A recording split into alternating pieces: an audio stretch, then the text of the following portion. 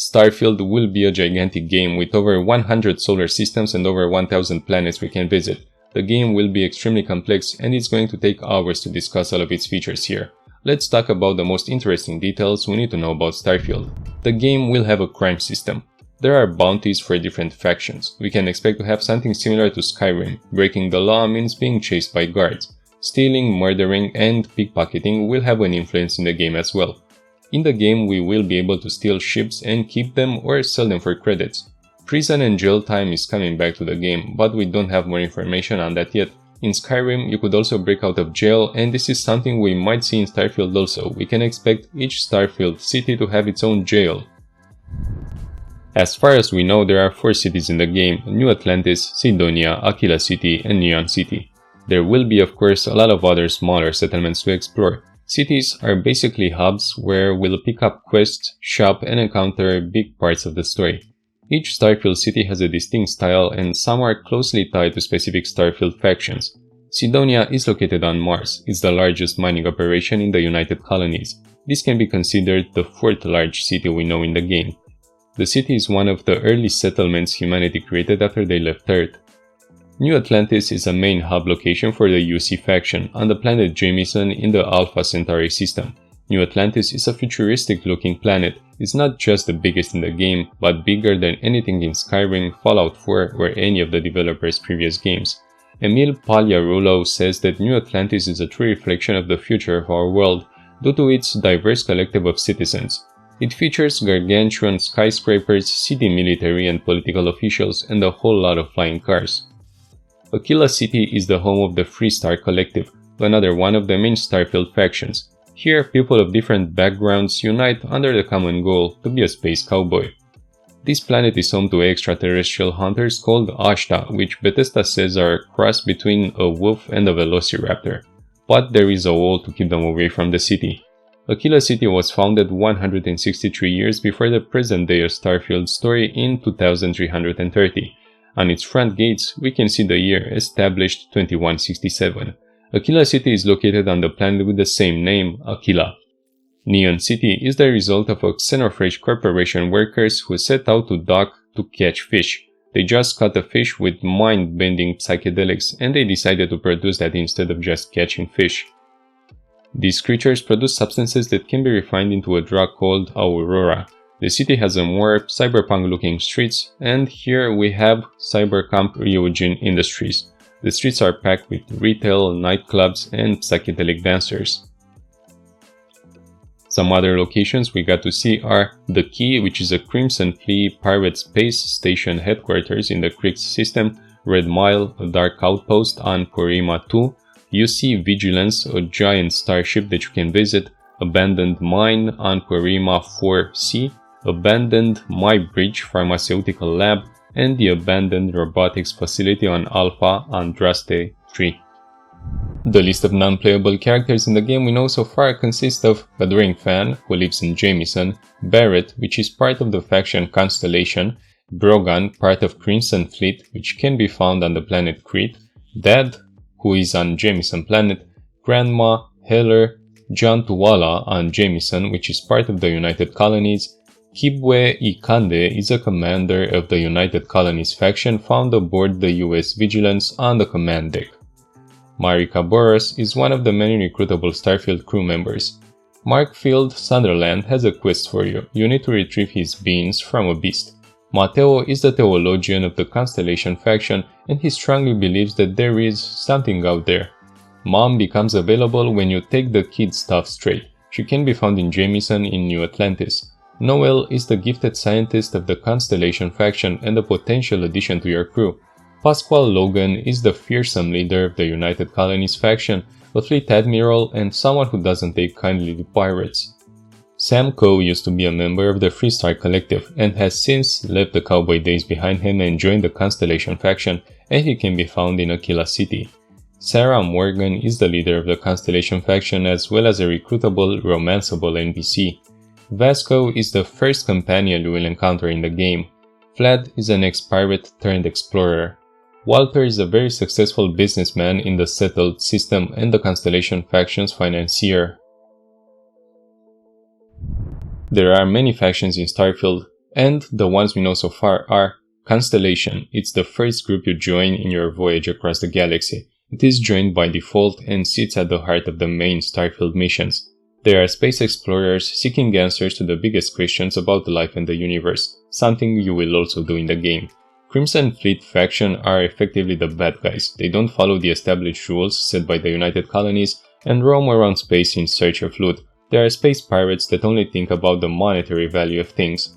Freestar Collective is a confederation of 3-star system and one of the biggest you will encounter. Its main goal is to preserve and protect the personal freedom of its citizens, seeing itself as a peacekeeping force. You can collect missions from its military force station at The Rock in Aquila City. Its capital city of Aquila was founded by Solomon Coe in 2167. The Freestar Collective is the second largest faction in the settled system and was at war with the United Colonies during the Colony War just 20 years before the events of Starfield's story.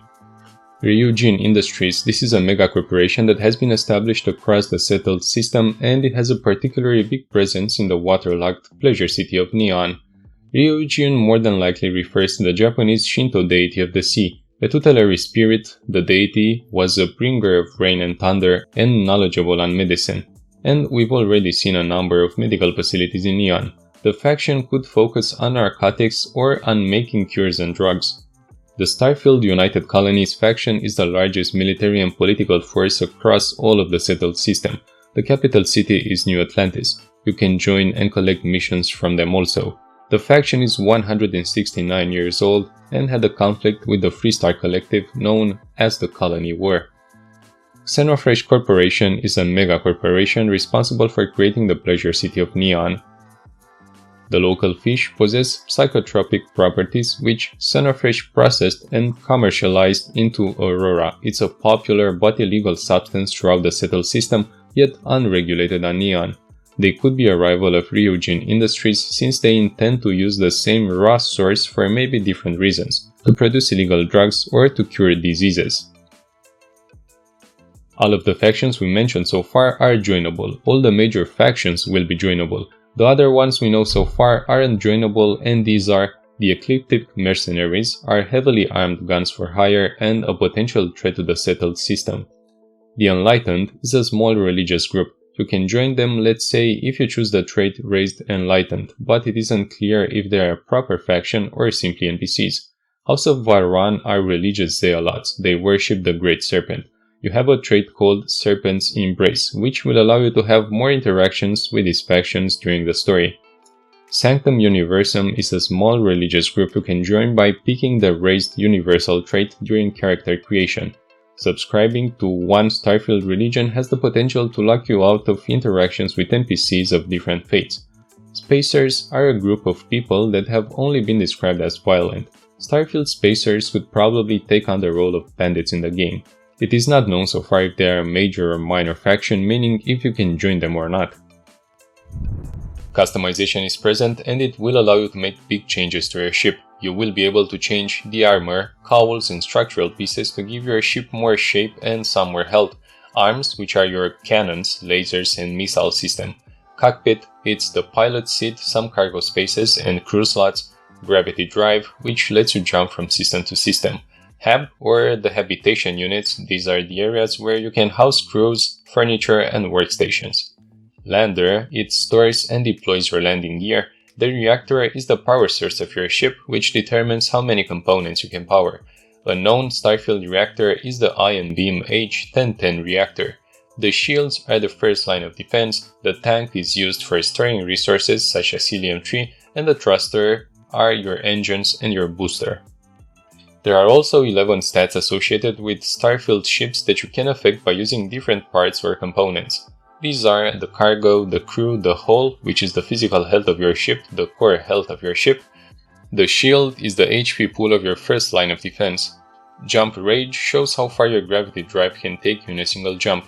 The mobility, it's how easily and quickly your ship turns. Top speed, it's self-explanatory. Mass, how heavy your ship is, which might affect the number of landers you require. Then we have something like LAS, meaning laser ship weapons, BAL, ballistic ship weapons, and MSL, missile ship weapons. You'll also be able to board enemy vessels. Starfield ships have the ability to dock with other spaceships and also stations, and you can even climb aboard the other ships. Bethesda has also confirmed that you can customize the inside of your Starfield ship and also the outside. We know you will be able to hire crew for your ship, some could help in creating revenue or with other things around the ship. In Starfield, you can pick up to 3 traits when creating your character. Each trait in Starfield offers a benefit but comes with a negative effect. Todd Howard revealed that players aren't necessarily stuck with the traits after picking them, and that each trait you will have has a quest attached to it and you can remove it. These traits will be highly important when choosing them because they will allow you to have different Starfield NPC interactions and can even align you with the various Starfield factions. Some of the traits we know so far are Alien DNA, Dream Home, Empath, Extrovert, Freestar Collective Settler, Hero Worshipper, Introvert, Kid Stuff, Neon Street Rat, Raised Enlightened, Raised Universal, Serpent's Embrace, Spacer, Taskmaster, Terra Firma, United Colonies Native, Unwanted Hero, and Wanted. All of them are interesting and I'm going to discuss them in a future video, so please keep an eye out for it on my channel. The best way is to subscribe and press the notification bell, this way you won't miss the next videos I post. Just like in previous Bethesda games, cheats could be included in this game also. These commands typically let players perform actions like spawning items, characters, and mobs, pausing the action, making themselves invincible, and many more. There's no official info or even mention of Starfield console commands from Bethesda Game Studios, but given how important the tool has been to players and modders alike in previous titles, it seems unlikely that this would be the studio's first major single-player release without them. You normally activate these commands by pressing tilde, grave, or add keys, which opens a prompt in which you insert the codes and the value for them. Activating the console should not disable achievements. The game will be out for the Standard Edition on September 6, 2023 on Xbox Series S and Xbox Series S and Windows PCs.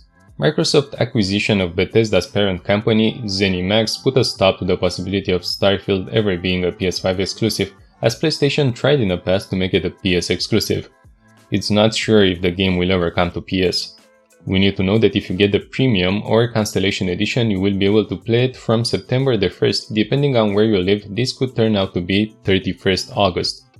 The game is available on Game Pass also. If you want to get it with early access, the cost for the Premium upgrade is $31.50, so this is another great option for you guys also.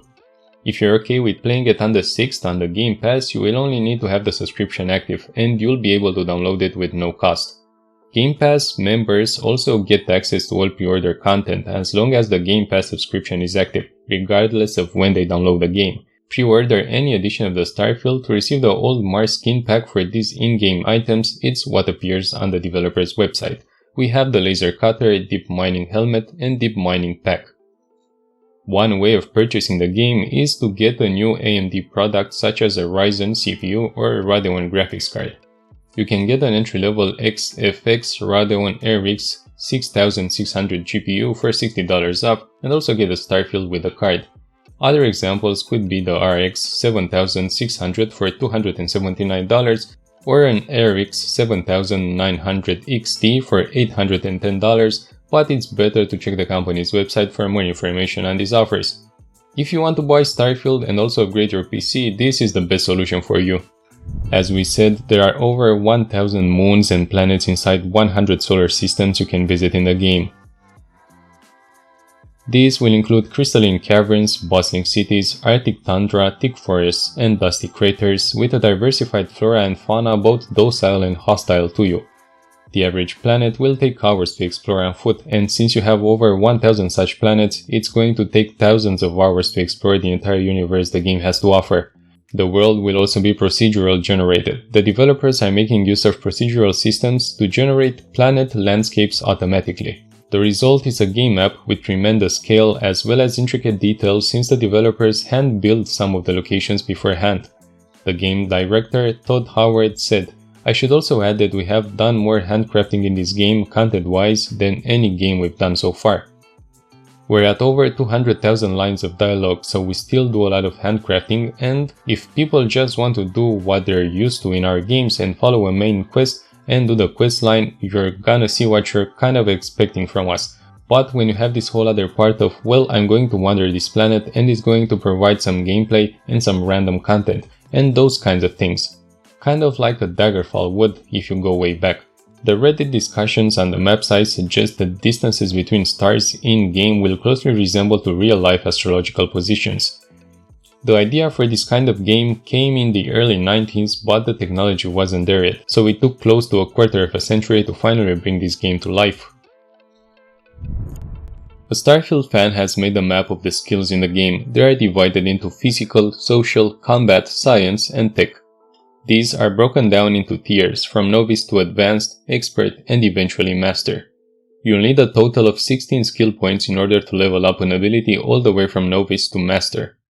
There's well over 100 images, all taken from pre-release footage like trailers and gameplay demos to support the user's findings. There are over 60 individual skills in total to invest in. I left a link in the description if you want to check the entire list, which is 48 pages long. The skills suggest you will be able to take control of creatures, you will be able to loot corpses. Pickpocketing has already been on the table for a long time and it will be included in the game also.